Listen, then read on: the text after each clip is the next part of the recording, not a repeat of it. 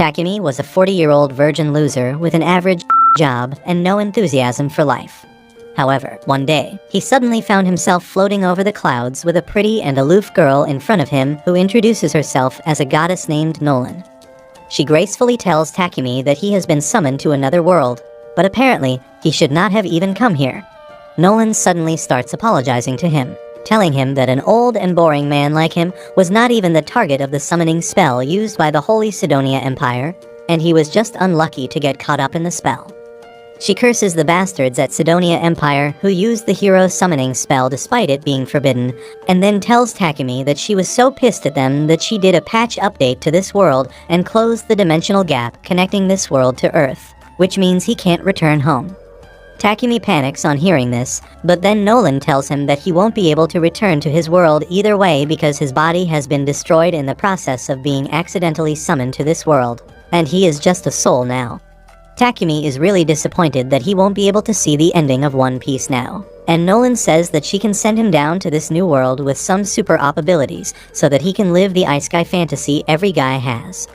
She tells him that the Sidonia Empire is a messed up place, so she won't send him there, and instead, she is going to send him to a peaceful place far away from it. She asks what kind of abilities he wants, and Takumi replies that he is a wimp who doesn't like fighting. Nolan decides to give him some production-based jobs like alchemy and blacksmithing by making him deep throat a magical crystal. Takumi feels like his head is splitting from all the new information about the skills, and then Nolan sends him to the planet with a bang. As he gets up and looks at his face in the lake, Takumi realizes that he has the body of a 17-year-old, and he finds himself so handsome that he wants to quickly rub one off. After that, he checks the supplies that Nolan has left him, including gold and food. Next, he decides to check out the skills he has received, and finds that he can use all sorts of basic magic spells. Takumi then begins exploring the area and finds a branch of a tree monster lying on the ground. His system tells him that this branch can be used to create high-quality weapons, so he immediately uses his blacksmithing skill on it to create a spear. Next, he uses his analysis skill to find that almost every plant around him is a medicinal herb, so he gathers a lot of them and then puts them in his item box. Just then, he hears the voice of a girl screaming, and soon, a loli comes running towards him. She hides behind him, asking him to save her from a monster, and just then, a horned rabbit comes out of the bushes. It pounces at the girl, but Takumi uses his spear to kill it in one blow. Because of that, he levels up and gets the job of a warrior, but he really doesn't want it. The girl named Molly is really impressed, and she thanks Takumi for saving her life.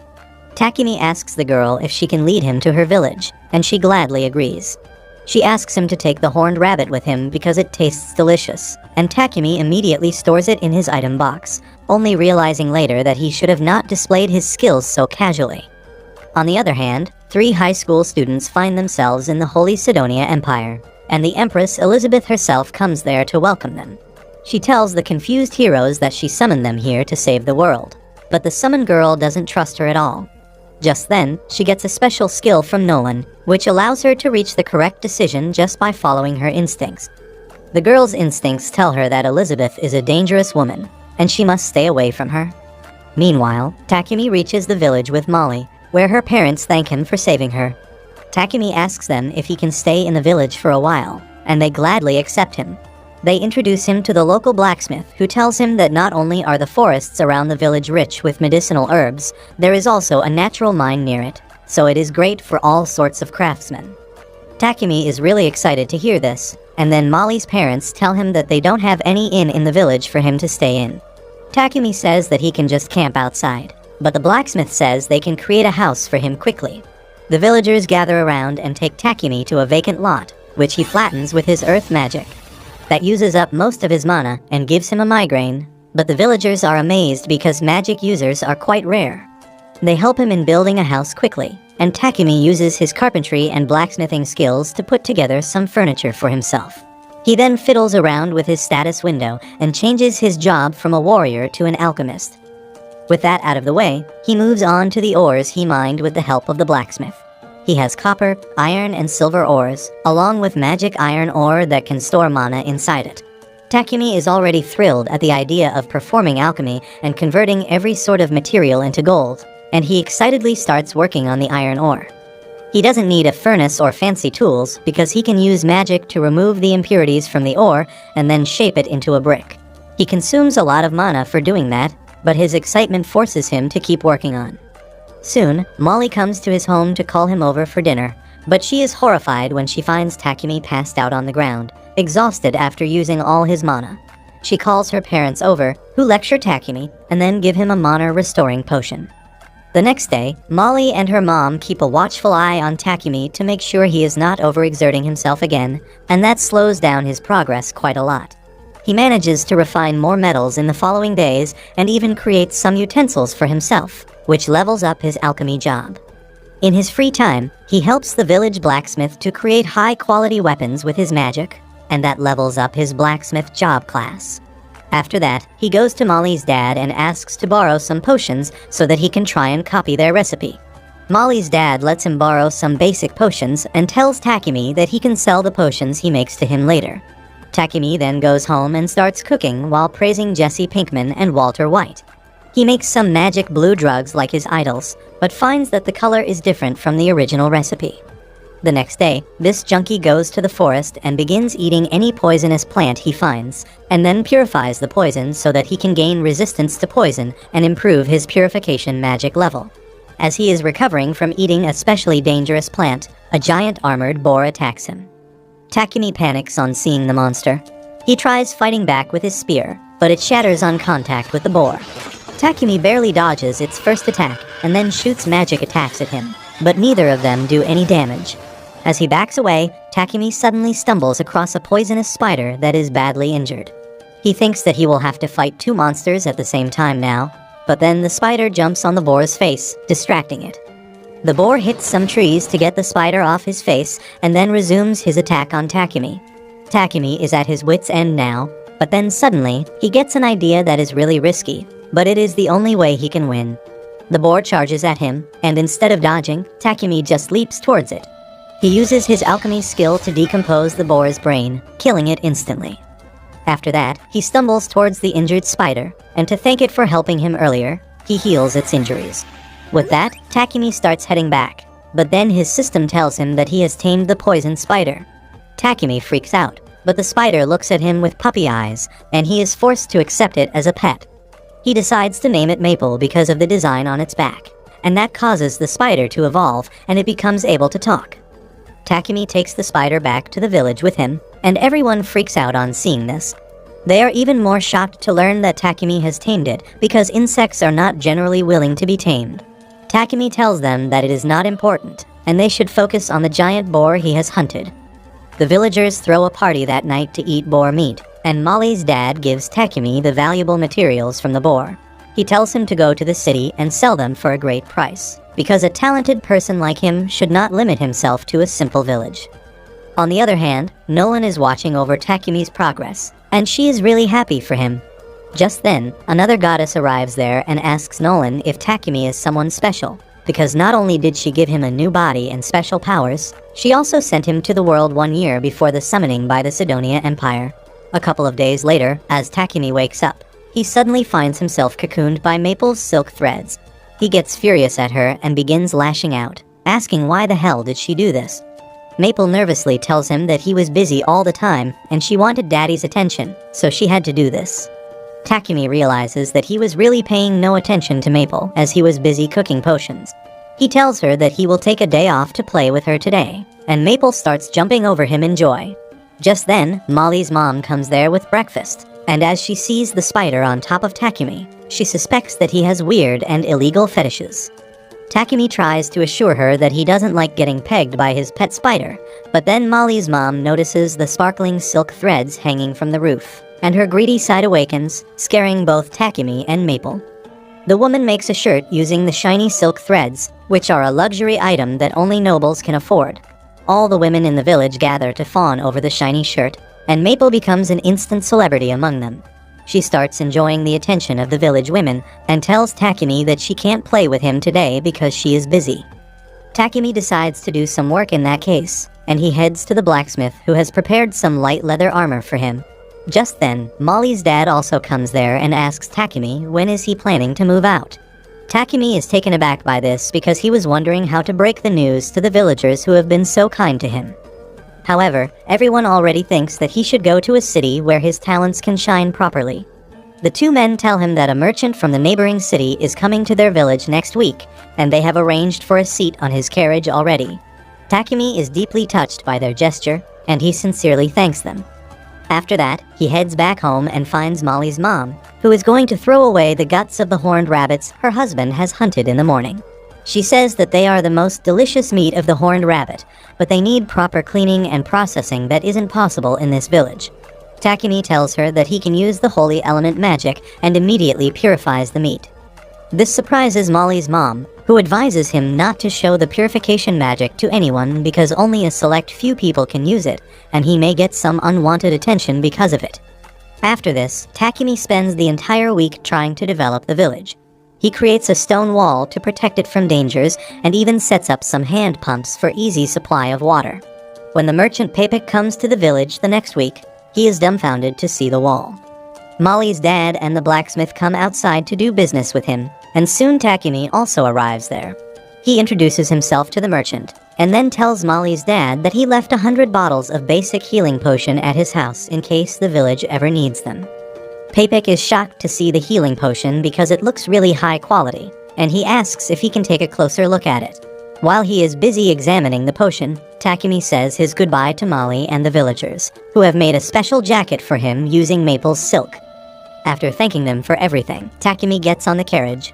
The villagers wave him goodbye, and he gets emotional, thinking that this village is his hometown in this world. This emotional goodbye makes even Papik's bodyguard shed a tear. The blonde man then introduces himself as Heath, the redhead as Real, and the silent Baldy as Bogger. Papik says that they are a C-rank adventure party, and he hired them as his bodyguards. As they start to make small talk, the redhead Real asks about the bag Takumi is holding, and he reveals that he has his pet spider in it. This shocks everyone, and Real tries getting a closer view at the tamed spider. Maple thinks that he is a pervert, so she immediately headbutts him, and then goes into the bald guy's lap, who holds her without any issue. While the three adventurers fight for Maple's attention, Papik tells Takumi that he wants to buy the healing potions he gave to the villagers earlier. Before they can get to the details of business, Papik is forced to stop his carriage as there are monsters in front of him. Takumi takes a look outside and finds some goblins approaching them. The adventurers immediately go outside, ready for action, but Papik is pissing his pants already. The adventurers low-diff the goblins quickly, and their journey remains peaceful after that. 3 days later, they reach the city of Bolton, where Takumi decides to go to the Adventurer Guild first. He wants to register himself at the Alchemist Guild, but the receptionist tells him that there isn't one. Takumi is dejected, but he decides to sign up as an adventurer and registers Maple as his pet. Once that is done, he pays Papik's company a visit to make a deal about the potions he has. Papik offers him a good price for the potions, and it takes Takumi a full minute to do the math inside his mind to realize that he would become a millionaire in Japan with just this one transaction. Papik tells him that he will earn more for the same items once he gets famous, and Takumi thinks that it is too good to be true. He wonders if Papik has ulterior motives because ideally, he should be ripping him off since he is a newbie. Suddenly, Papik suggests him to get a house with a workshop so that he can do business easily. Takumi panics on hearing that because he doesn't think he has enough savings for that, but Papik says that he can just rent a house. He calls his butler and tells him to show one of their better properties to Takumi. The butler leads him to a mansion with an attached workshop, and the rent is also quite low. Takumi thinks that it is too good to be true, but he accepts the deal anyway. The next day, he moves into the mansion, and the first thing he does is create a toilet seat using magic because he isn't comfortable with anything else. That eats a lot of his mana, and as he is drinking mana potions to replenish it, he hears a scream from the hall. Takumi runs outside to see what is happening, and to his shock, Maple has put Papik in a cocoon. Takumi freaks out and asks the spider why would she do such a thing, and she replies that people enjoy this. Takumi says that only the village children enjoyed this, but turns out Papik feels really comfy in the cocoon. Anyway, Takumi frees him, and then apologizes on Maple's behalf. Papik doesn't mind that, and asks to go to the toilet before doing business. Takumi points him towards the toilet, and as Papik sees the glossy ceramic toilet seat, he is astonished. Takumi tells him about its features that enable it to purify the waste instantly, and Papik asks if he can use purification magic. Takumi realizes he had to keep it a secret, and he asks the merchant to keep it a secret. Papik agrees to that, but then he asks Takumi to make 100 more of sane toilet seats because that would be really good for business. Takumi agrees, and then Papik tells him to get some helping hands, and suggests that he takes in a slave instead of workers. Takumi is shocked by this, but Papik tells him that if he gets a slave, he can keep his holy magic a secret from the world. He says that anyone who can use holy element magic is scooped up by the church, which exploits them and profits using their healing magic, so they must keep his powers a secret. Takumi says that he understands this, but he is against hiring a slave because he needs to keep a moral high ground. However, Papik convinces him that it is not a bad thing to do, and takes him to a reliable slave trader. As he goes inside to get someone, Takumi decides to take a walk in the beautiful garden there. Suddenly, his eyes meet a pretty elf girl, but she coldly tells him to go home, confusing him. The elf repeats her sentence, telling him that this is not a place for a child like him, so he should return where he came from. Anyway, Takumi soon visits the goth MILF that runs the slave company. After the introductions are over, Papik tells the goth mommy that Takumi is not comfortable with using slave contracts because it is something against his morals.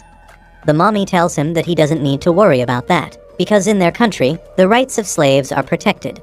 She gives him a general gist about the slavery laws, which state that the owner has to respect the basic human rights of the slave and provide them with food, clothing, and shelter.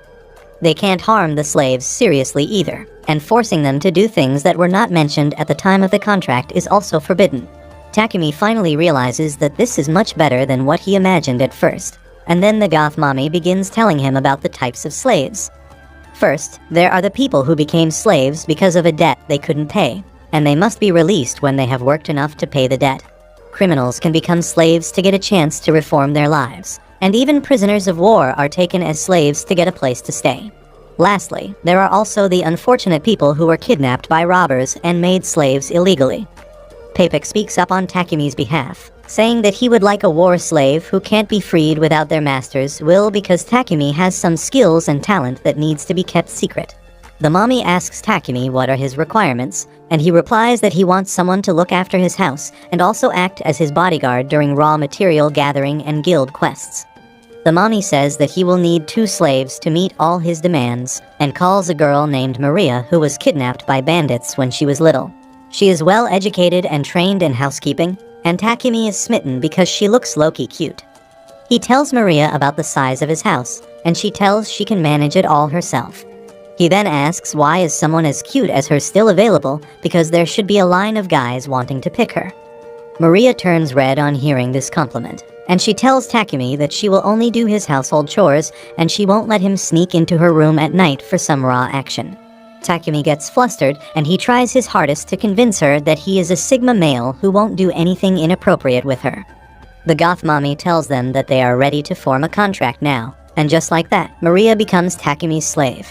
The mommy then tells Takumi that they don't have a war slave to act as his bodyguard right now, but Maria reminds her that they have one girl called Sophia. The MILF tells her that it is not her place to suggest things to her, and tells her to go and pack her things urgently. Hearing this exchange makes Takumi curious about Sophia, and he presses the mommy to at least let him meet the girl. She takes him along, and turns out that Sophia is the same elf girl that Takumi saw earlier. The mommy tells him that she was captured 50 years ago in a war with the elves, and ever since then, she has not taken a master. She says that Sophia has the damage from the war all over her body, and her magic has also been sealed because of some sort of curse. This makes her unfit to be a combatant or a bodyguard. Takumi asks the MILF to let him speak with Sophia in private, and she leaves them alone in the room. Sophia tells Takumi to go home once again, but he holds her face and forcibly looks into her status window to find that she is crazy strong, but the damage to her limbs and the curse make her useless right now. He thinks that if he can heal her, she will be a great asset to him, and he immediately calls the mommy, telling him that he will form a contract with the elf. Sophia reminds him that she is more useless than Sakura right now, but Takumi says that he is the president of the I Can Fix Her Club. Soon, the paperwork is complete, and then the MILF casts the contract magic to bind the 2 girls to Takumi. After that, he heads home, But just as he opens the door, Maple pounces on him, making him fall to the ground. Sophia panics, thinking that she needs to take the monster off of her master's head, but Takumi tells her to stop because Maple is actually his pet. The girls are confused, but they accept that Takumi is a weirdo they can't understand. He then leads them inside and gives them their own rooms because he has too many free rooms anyway. He tells them that they can freely use the bath in the house as they please, and the girls hit it immediately after settling down. Once inside the bath, Maria says that she never thought that the mommy would let Sophia go because she has always been really protective of her, but Takumi must be special. However, Sophia is lost in thoughts about the contracts she saw earlier.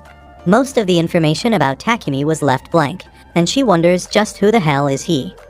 After that, they go to the dining room, where Takumi has prepared dinner for everyone. Maria complains and throws a tantrum because cooking is supposed to be her job, and Takumi somehow consoles her. Sophia also has concerns about him allowing slaves to eat together with him, but Takumi tells her that he is chill like that. The next day, he receives a parcel from Payback, and then goes shopping in the market.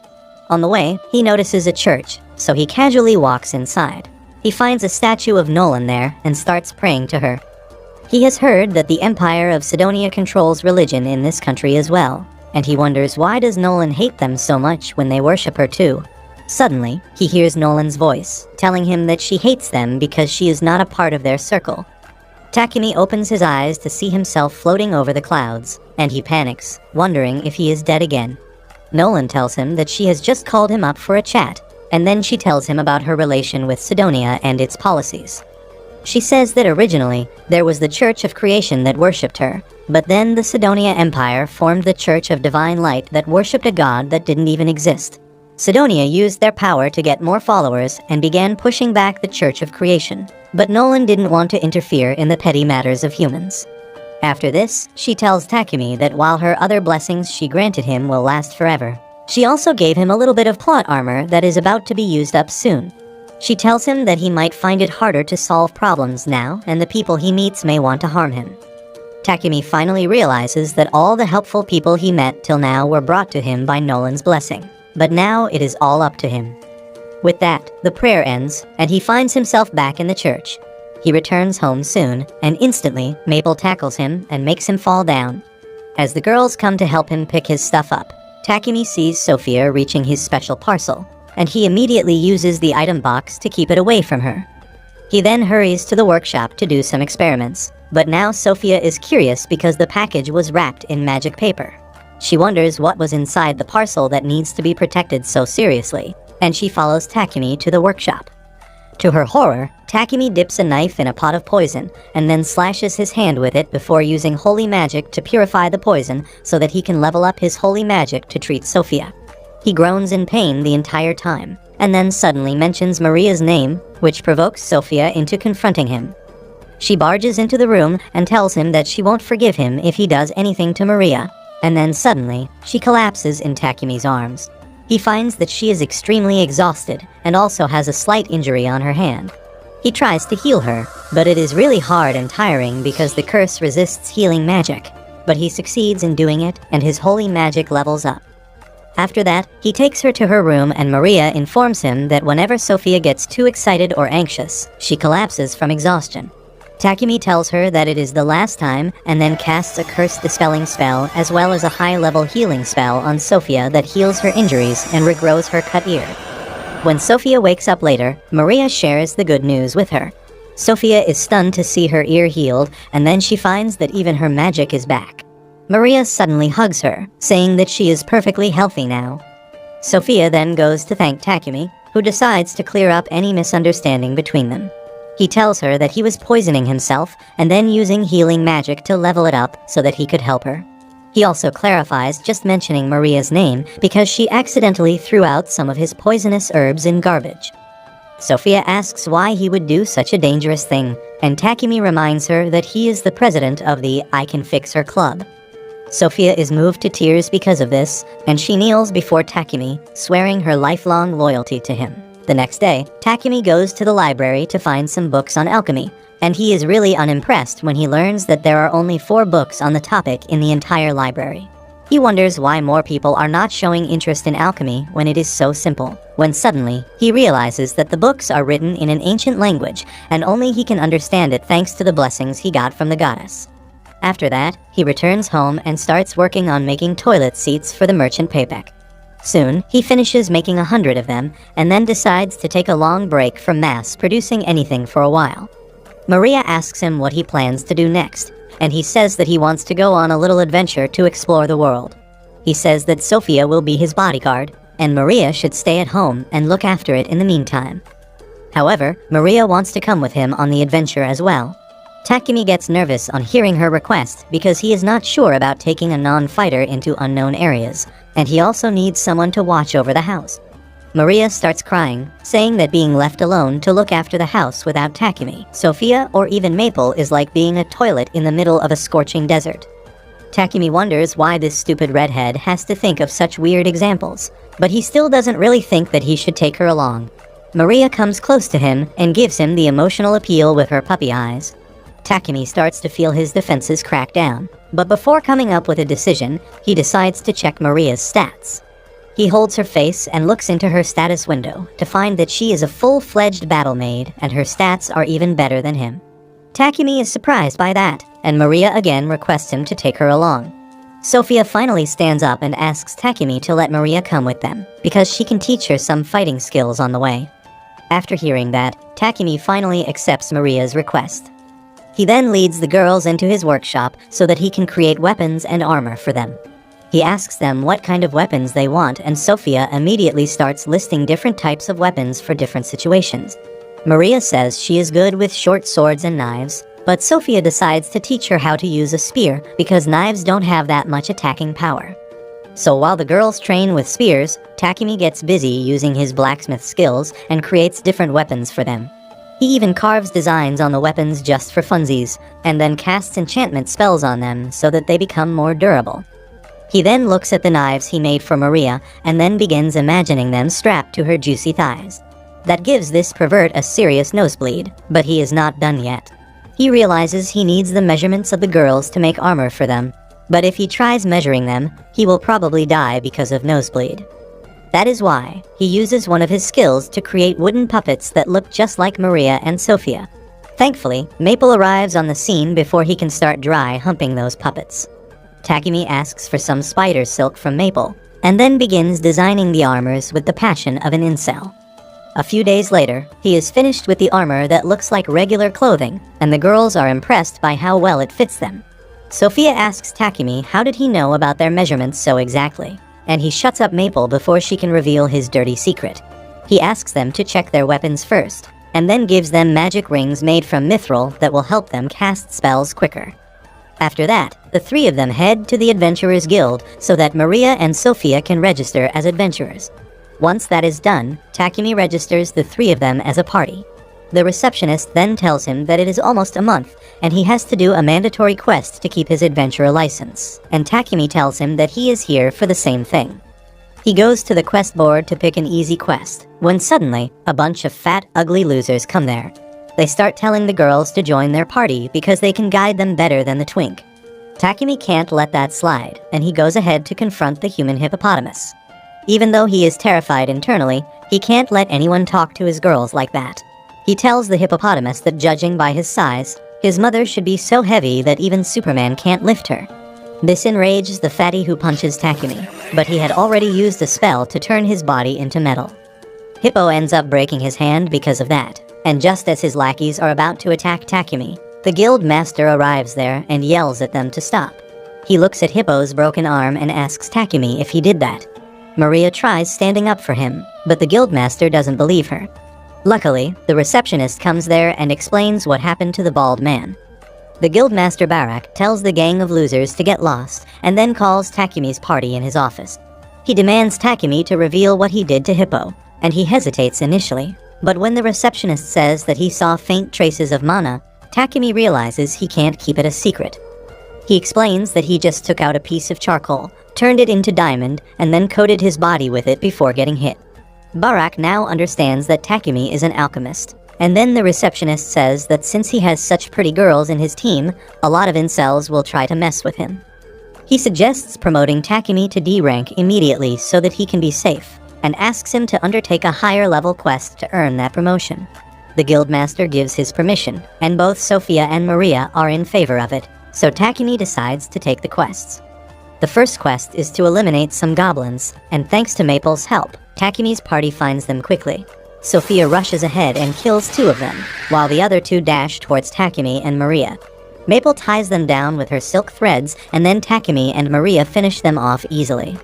After that, they hunt down some more goblins and kobolds to complete the mission, and Takumi is concerned because they are seeing a lot of goblins. Sophia says that there must be a goblin general nearby with a huge horde of goblins serving him. Usually, it takes at least 5 D-rank parties to defeat one of them, but Sophia is confident that the 3 of them are strong enough to do it on their own. Takumi doesn't even want to take such a risk, but the girls crave violence. Suddenly, Maple tells him that she feels like she is going to evolve soon, so he immediately creates a pocket dimension using space-time magic to let her rest there. With that, the 3 of them head to the goblin stronghold, and Sophia predicts that there are around 300 goblins there. Takumi gets cold feet on hearing this, and he asks Sophia if they really have to do this, but she doesn't even pay attention to him. She says that she has confirmed that there are no people held hostage there using wind magic, so they can blast the goblins with magic. They charge up their magic spells and then hit the clueless goblins, wiping out a huge number of them at once. Soon, the goblin general comes out to fight and charges straight towards Takumi. He blocks its attacks with his spear and then uses a fire spell to roast it medium rare instantly. After that, Takumi and the girls return to the guild, completely exhausted after fighting the goblins, and seeing the amount of magic stones and other resources they have collected gives the receptionist a mini heart attack. He tells Takumi to come to the guild master's office, but he is completely exhausted by now.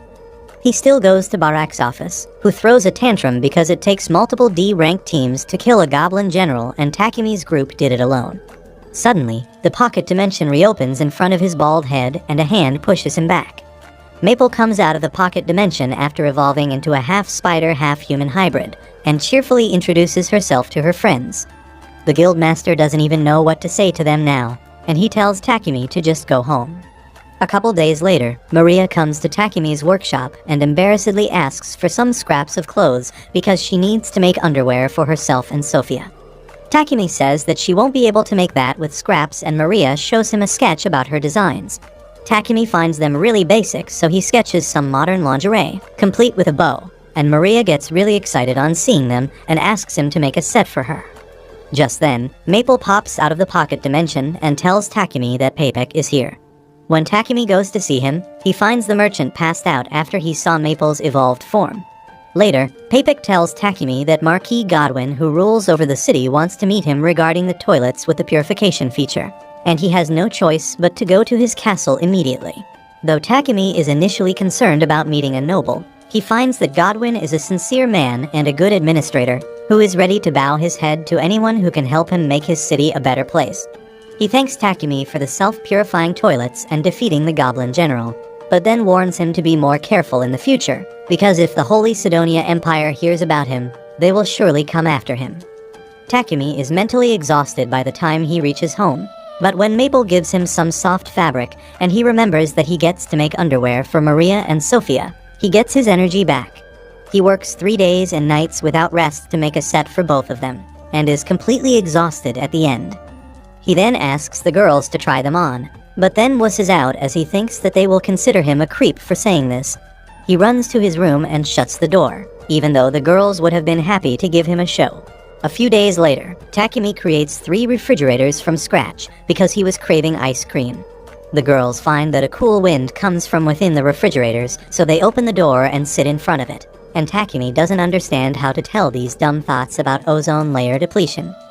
He begins thinking about how he combined iron and other elements to create stainless steel, and then used a magic device that can cool its surroundings to make this piece of technology.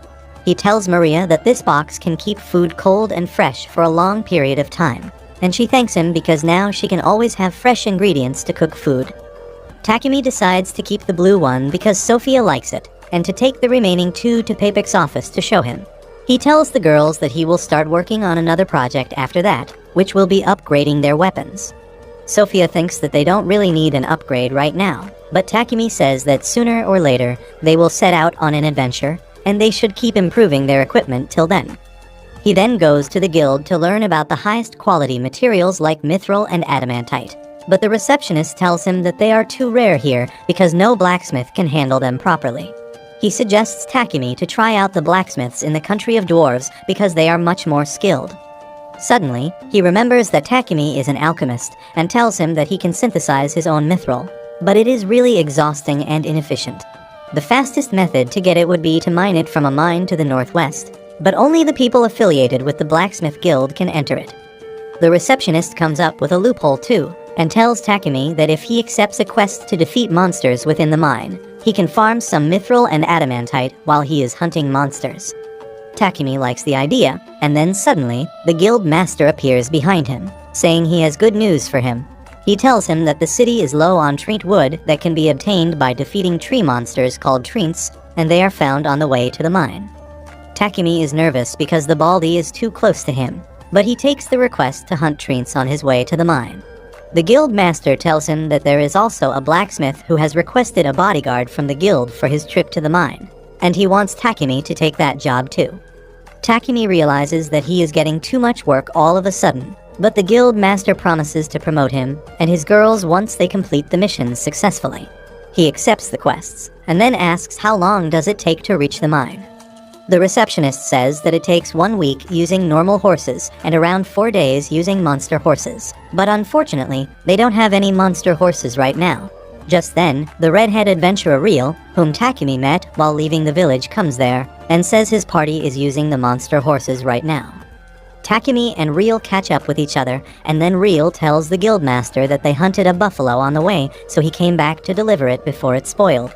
He is going to return to his friends tomorrow, and Takumi asks him to stay the night at his place. Real gladly agrees, and then he accompanies Takumi on his trip to see Paypak, who goes absolutely crazy on seeing a refrigerator. He learns that Takumi is going to the mine to get some mithril and decides to lend him a carriage drawn by monster horses. But in return, he wants to buy some of the ores from him. Takumi gladly takes the deal, and then Paypak requests him to make more refrigerators. After that, Takumi checks out various blacksmiths to see if anyone can give him some mithril. But he doesn't find anyone who can help, and it turns dark by the time he returns home. Suddenly, Real spots a hostile person coming towards them, and he decides to run away with Takumi instead of fighting. However, the hooded attacker kicks him down, and then reveals herself to be Sophia, who thought Real was kidnapping her femboy master. She is about to strike him down, but Takumi stops her, and then they apologize to Real for the misunderstanding. He tells them that it is fine, but he has a lot of questions now. They reach the house soon, and Real is flabbergasted when he sees Maples evolve from and jealous that Takumi lives with 3 cuties while he is still single. Later, Takumi tells his girls about the quests he took from the guild, and they agree that they should take the mission. The next day, after Real leaves the house, Takumi starts working on their new weapons. He tries to work on a huge tungsten sword that can absorb the enemy's mana, but it is incredibly hard to use the alchemy skill on it. He somehow manages to turn it into a block of tungsten, and then forges 2 swords from it, but it drains all his mana. 3 days later, Takumi and his party set out on their journey along with the blacksmith Dagambo. Once they reach the forest where the treants are found, they park the carriage at a safe distance and cast a barrier spell around it while they go to hunt the tree monsters. Takumi has no idea what treants even look like, but Sophia has some experience dealing with them. She can tell which trees are actually disguised treants, and on her cue, Takumi decides to attack the first one they find. The tree monster tries to fight back, but they easily block its attacks and take it down. Suddenly, a huge horde of treants surround them, and Sophia tells Takumi that they should use magic to deal with them quickly. They use wind magic to beat the tree monsters, while Maria buries them alive with earth magic. Takumi keeps using his weapons to fight in between as well, leveling up his fighting-related skills. Just as they think they have defeated all the treants, their boss comes there. Sophia uses her magic to cut its branches, and Maria and Maple also support her. But the boss treant regenerates its branches quickly and keeps attacking them. Sophia tells Takumi to enchant his sword with fire magic and attack the treant's main body to defeat it, and he immediately does that. He covers his sword with fire and then stabs the monster with it, killing it. The monster drops 2 fruits on death, and Sophia says that they are a rare item called miracle apples. The next day, they reach the mining city of Horus, and the blacksmith gives them their quest, which is to defeat iron moles who eat the ores from the mine. Soon, they head into the mine, and thanks to Takumi's maxed out luck, he quickly finds both mithril and adamantite ore. Suddenly, the ground starts shaking and Maple senses that some monsters are approaching them quickly.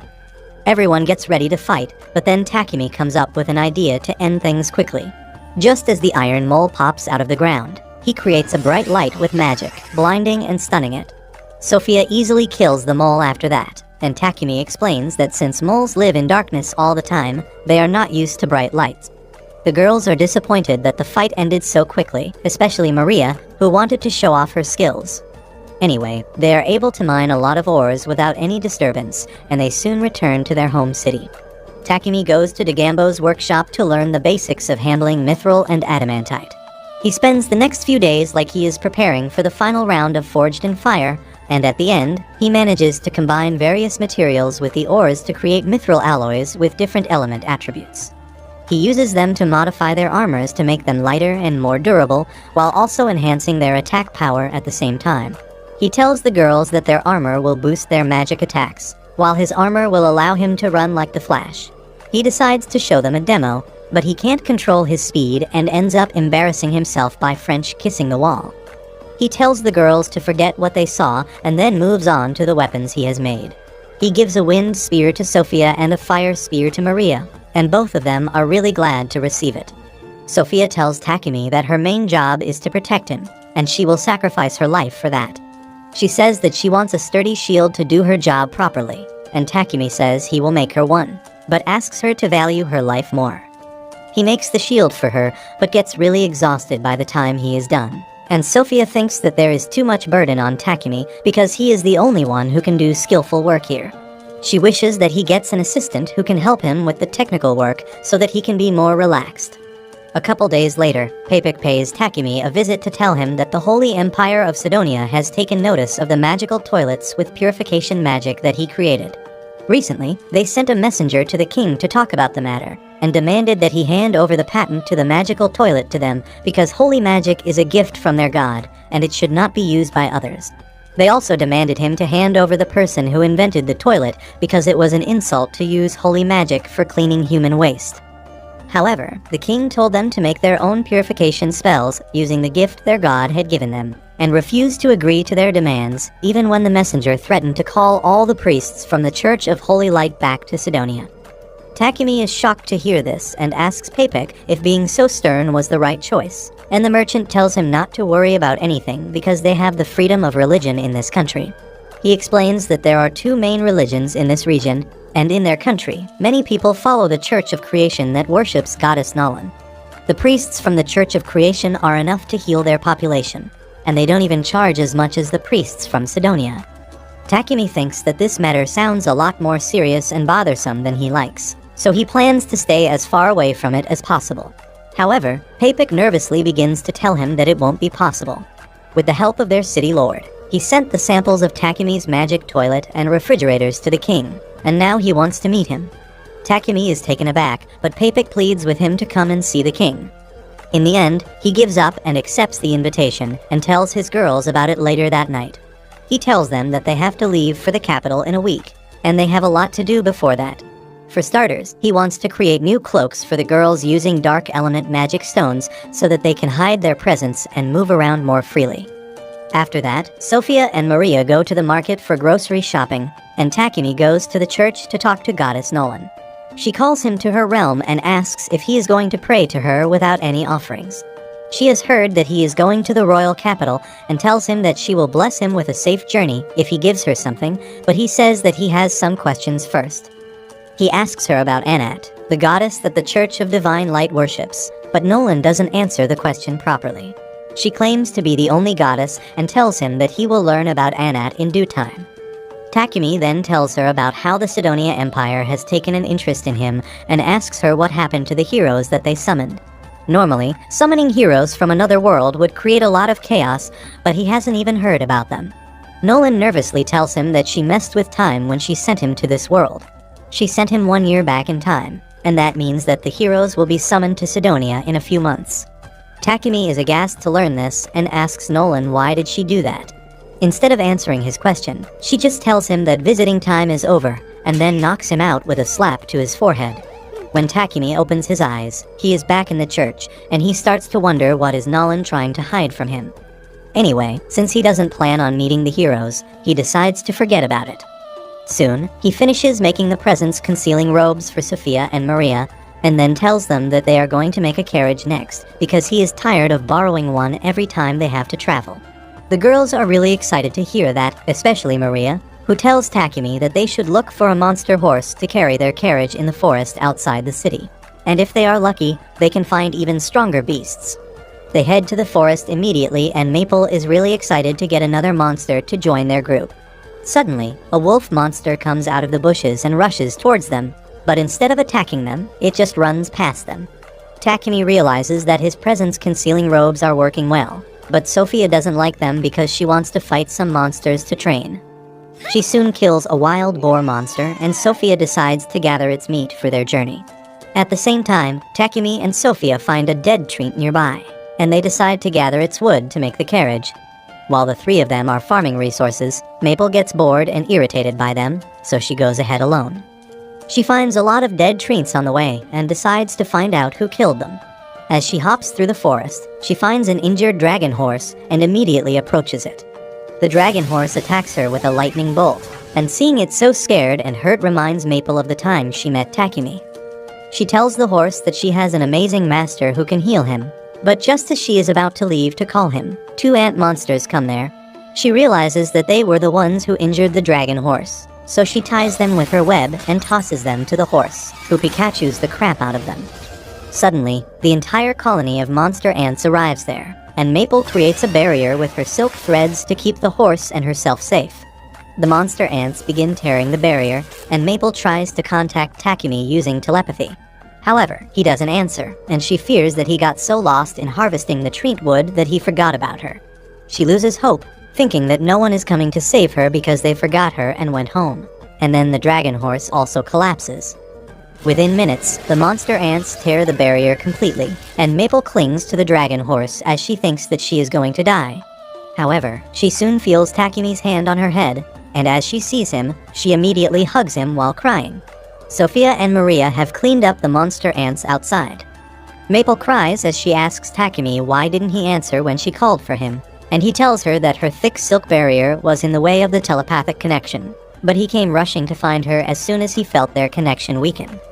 Maple gets emotional and then tells Takumi to save the dragon horse. He tries to use healing magic on it, but the dragon horse resists even though it is unconscious. On top of that, Sophia senses that more monsters are coming towards them, and she tells Takumi that they have to leave now. Maple begs him not to leave the dragon horse behind, and he decides to put it in his pocket dimension along with Maple. Sophia tells him that it is very risky because if he puts a monster he hasn't formed a contract with in his pocket dimension, it will put a great strain on his body. But Takumi tells her that he is alright. He starts trembling mid-sentence and says that he will be fine if he drinks some mana potions, but before he can even do that, he loses consciousness. The girls carry him back home, but even after half a day passes, he still doesn't wake up.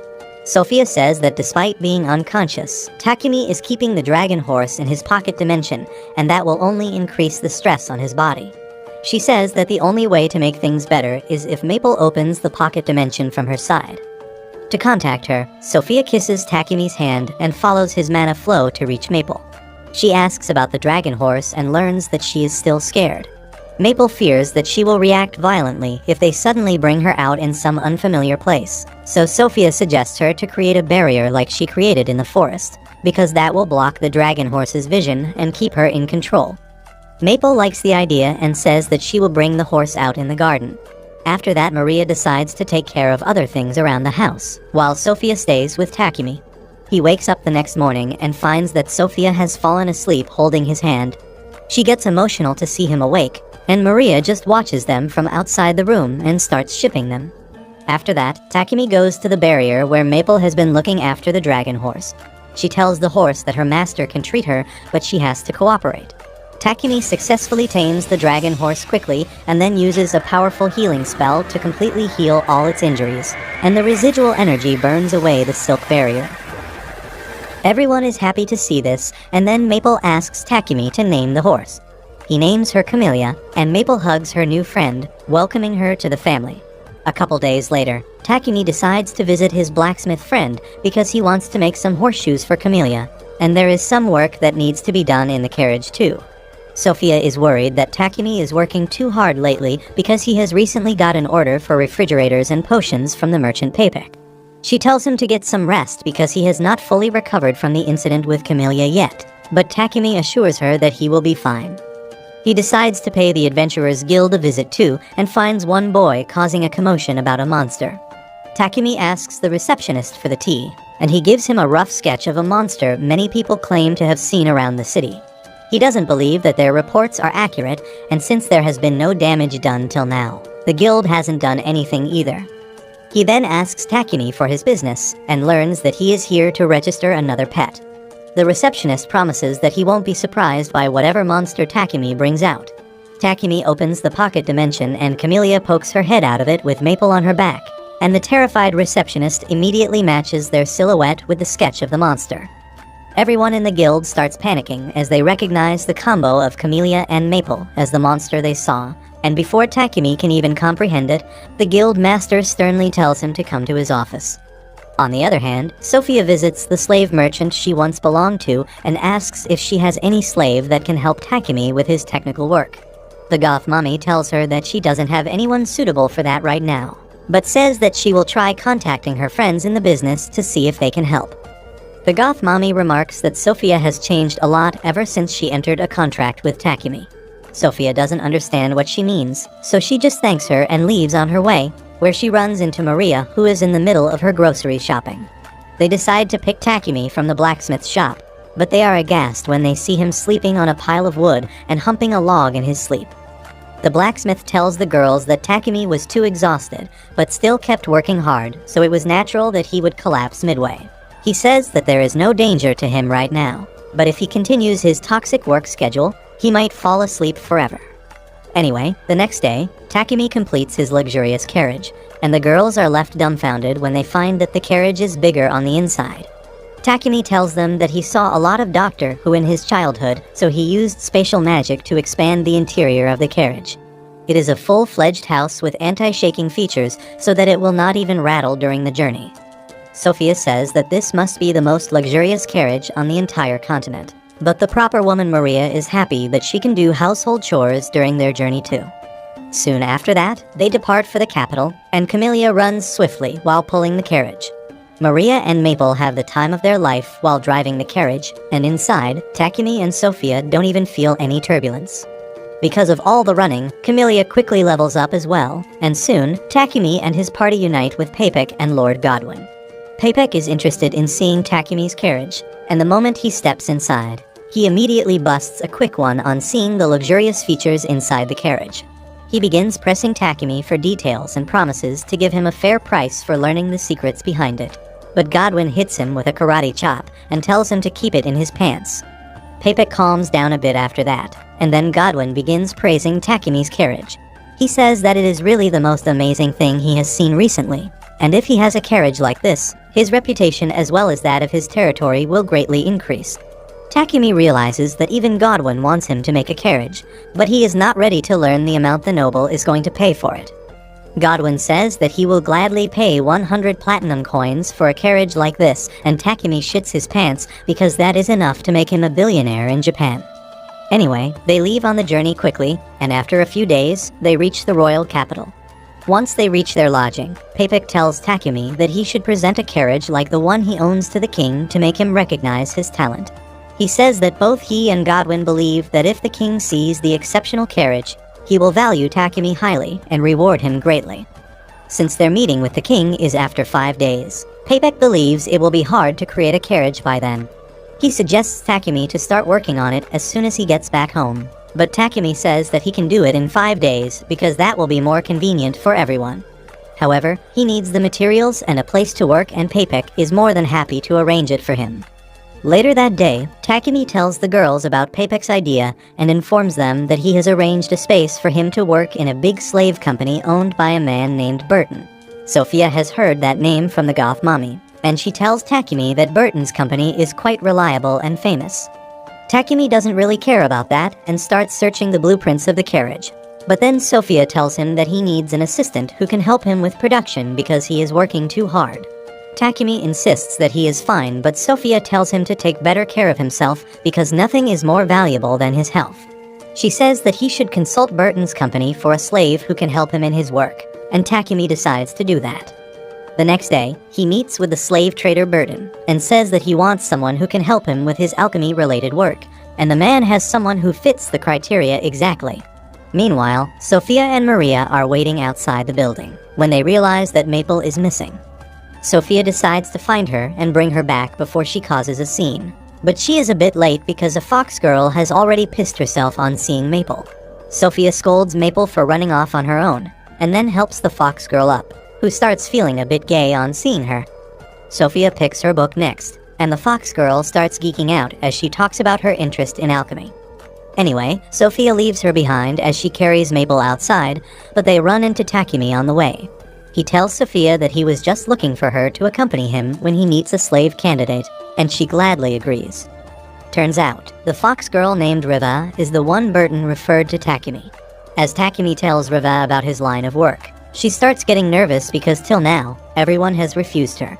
No one saw any value in her because she has too much to learn, and because she could not find any work. She was unable to send any money back home to her sick mother. Takumi asks her if she has any knowledge or interest in alchemy, and thinking about how everyone has always told her that it is a waste of time, Riva goes silent. However, Sophia decides to help her out and tells Takumi that Riva is studying alchemy and magic on her own. He is curious to learn about her progress now, and it turns out both of them are same level of alchemy nerds. They hit it off immediately and talk about complex things that no one else understands, and then Takumi gives Riva an alchemy circle to test her knowledge. Riva immediately starts analyzing the circle and realizes that it is the recipe of making sweets, but she can't find what exactly it means. She tries searching the book for answers, but there is nothing in there. She gets desperate because she fears being rejected again, but in the end, she can't find anything and starts crying. She tells Takumi that the alchemy circle talks about an ingredient that they don't use in her hometown, and then breaks down, thinking that she screwed up another chance of getting a job. However, Takumi just gets up and stretches his hand towards her, inviting her to join his party. Riva is shocked to hear this because she didn't solve his question, but Takumi assures her that she showed enough understanding of alchemy to pass his test. With that, the slave trader uses the contract spell to pass Riva's ownership to Takumi, who tells her that she will get daily wages and raises based on her abilities. Riva requests him to send all her wages to her village because it is a very poor place, and Takumi is surprised to hear that. Riva explains that she sold herself into slavery to earn some money for her family, but that is not going to last long, and she wants to keep helping her mother and her younger brother. Takumi is a bit confused by this because if Riva can't earn money, she can never buy her freedom as a debt slave, but Sophia tells him to accept her conditions. She believes that by working under Takumi, Riva will grow more skilled and eventually her pay grade will rise a lot. And even if she can never free herself from slavery, she will be happy serving a master like Takumi. With that, Takumi takes Riva to meet the rest of his crew, and Maria and Maple get so excited that they scare Riva. He tells them to calm down and behave nicely, but they tell him that they just wanted to give the newbie a warm welcome. Riva is moved by their honesty and excitement, and she thinks that working with them will be fun. Later, Takumi takes Riva to the backyard of their inn, where he creates an adamantite carriage frame using alchemy. Riva's eyes sparkle with excitement as she sees a master at work, and Takumi tells her that it is not as complex as she thinks. While she cleans and polishes the frame, she gets a bit doubtful that she might not be able to do it. But Takumi tells her that the spell formula for this carriage is really similar to the formula of the candy he showed her earlier. On top of that, he believes that the excitement and passion she has for alchemy is her best quality, which is why he is certain that she will learn everything quickly. A few days later, Takumi has finished the carriage with Riva's help, and as he is watching over it before presenting it to the king, an old man comes there and asks if it is his carriage. Takumi tells the old fart that it is the carriage he is going to gift the king and adds that he made it himself. The old man is impressed and tells Takumi that he is even more brilliant than he had heard, and Takumi is shocked that he is so famous. He asks the old man who is he, and the very next moment, Papik and Godwin come running there because the old man is the king of the country himself. Takumi freaks out on learning that he was talking casually to the king just now. But King Lobos tells him that there is no need to be formal because he is chill like that. Papik and Godwin also kneel in front of the king, but he tells them that this is an unofficial meeting so they can be at ease. He says that he finds official meetings a pain in the ass, so he came here to meet the genius alchemist personally.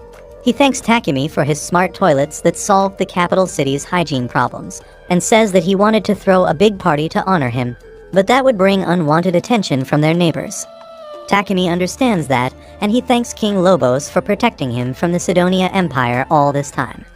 After that, Takumi presents the carriage to the king, receives his reward, and then heads back home. Meanwhile, the king tells his assistants to make sure that no one knows that he met Takumi today. His assistant says that he will take care of it, but once they start exporting the unique magic devices that Takumi is making, he will become more famous than he wants to be. A few days after that, Takumi returns to his house, and he officially purchases it from Papik instead of just renting it. With that out of the way, he decides to discuss the wages of his slaves, but Maria and Sophia don't want any money because all their needs are being met and Takumi gives them a little pocket money from time to time. He doesn't like this because it makes him seem like a greedy capitalist who underpays his employees, and he tells them to think about their future, especially of the time they end their contract with him. Sophia declares that as an elf, she is going to outlive Takumi, and she plans to spend her remaining life guarding his grave. Maria says that she just wants to live a day more than Takumi so that she can have her grave next to him, and he is left speechless in front of these simps. The next day, Riva tells Takumi that she also wants to register as an adventurer so she can level up and be more useful to him, and he thinks that is a solid idea. He immediately gets her registered, and the receptionist even arranges to send money to Riva's home from her monthly wage. He then asks Takumi to pick a name for his adventuring party already, because they are one of the strongest people in their guild. Takumi says that he doesn't really want to be an adventurer, nor is he any good for it. Unfortunately, the guild master hears him, and he decides to train Takumi without even asking for his consent. The training just involves the baldy pounding Takumi left and right without any lube, and Riva just watches in horror as she sees her boss being thrashed. The guild master keeps asking Takumi to think of a party name during his so-called training session, and each time he comes up with a cringe name like Diddy Party, he gets yeeted high into the air. When Takumi returns home later, he is completely bruised and battered, and he asks the girls to suggest a party name so that he can be safe from Baldy's torture the next day. Maria and Riva give him ideas that Takumi fears will earn him even more whooping. And on the other hand, Sophia is furious at the guildmaster for leaving Takumi ragged. She decides to teach the old Baldy some lessons, but Takumi asks her to stop because it was just training, and he leveled up some useful skills because of that. Sophia somehow calms down on hearing that, but Takumi realizes that his troubles are not yet over. The next day, he gives Riva a magic ring to activate spells quickly and a magic staff to boost her power. He also gives Maple Wolverine claws so that she can also have a weapon. After that, the guild master visits him to continue his training, and each time Takumi tells him a lame party name, he slams him to the ground. Takumi fears that at this rate Sophia will snap and end the old dude's career, but to his shock, she has turned against him as well. She tells him to stop being a bitch and try harder to defend himself from the guild master's attacks. After that, they go to the guild, where the receptionist hands them an escort mission, and Takumi is not really confident if he can do it. However, his girls are eager to take the mission as it will get them promoted, and Takumi decides to accept it. Soon after that, they leave on the escort mission, acting as the bodyguards of a senior executive at Papik's company. He tells Takumi that they are going to sell the purification devices at a faraway town, which is famous for its dairy products. Takumi is surprised to hear that they have dairy products in this world, when suddenly, his girls warn him that they have spotted monsters ahead. There is a turf war going on between unicorn wolves and goblins in front of them, and Maple decides to stop the war by telling Camellia to Pikachu everyone, killing them instantly. A couple days later, they reach their destination, and while the merchant does his business, Takumi takes his party to try some dairy-based dishes. He orders cream stew at a restaurant, and though it is not as good as the stews he had back on Earth, it is similar enough to give him nostalgia. At night, they try grilled cheese sandwiches, and the feeling of nostalgia begins to dig deeper into Takumi's heart. Now he craves to eat some rice as well, and Sophia tells him that they have a crop like that, but it is not produced in their country. Takumi is delighted to hear that they at least have rice, but when Maria tells him that they were selling it in the capital, he is devastated because he lost out on a golden opportunity. Sophia asks him why does he want to eat rice so desperately, and Takumi can't tell her that he is Asian because she won't understand. He just tells her that he has heard rumors about it and wants to try it out. He then turns the question towards her, remarking that she has been away from her home for many years now. He asks if she ever feels nostalgic about her hometown or the food she ate there, and instead of giving him a straight answer, this starts licking his boots. She says that for years, she was trapped in a cage because of the curse, till Takumi freed her and gave her a chance to live freely. She says that she enjoys every moment of the present and looks forward to the new adventures they will have. She thanks Takumi for giving her wings, and he suddenly gets an idea about their party name. He thinks that he got wings when he came to this world as well, and the one who gave them to him was Goddess Nolan. He asks the girls how does the name Wings of Nolan sound for their party, and everyone thinks it is really cool and stylish. 2 days later, they finish their mission and return home late at night, but as soon as they enter the house, Takumi begins to feel weak. He immediately realizes that there is a poisonous gas inside the house, but it is already too late because the assassins who have attacked him have taken his girls hostage. Everyone is weakened by the poison, so they can't fight back, and one of the assassins gets close to Takumi to kill him. However, Maple was hiding in the pocket dimension, and she manages to disarm the assassin, giving Takumi the chance to knock him down. The other assassin abandons the hostages and runs to attack Takumi, only to get knocked out too. After that, Takumi cures the girls and dispels the poison, and they are glad that no one is harmed. Maple tells them that there were more assassins around their house, but she spotted them while taking Camellia to the stable earlier, and already put them in cocoons before coming to help Takumi. Everyone realizes that this is a serious issue, and Takumi immediately calls for the guild master and the knights, who arrest the assassins and take them away. The guild master tells Takumi to immediately tell Lord Godwin about this matter, because these assassins were most probably sent by Sidonia Empire, and ignoring them would be the worst mistake he can make. If you liked this video, please consider subscribing and watch the video on your screen next.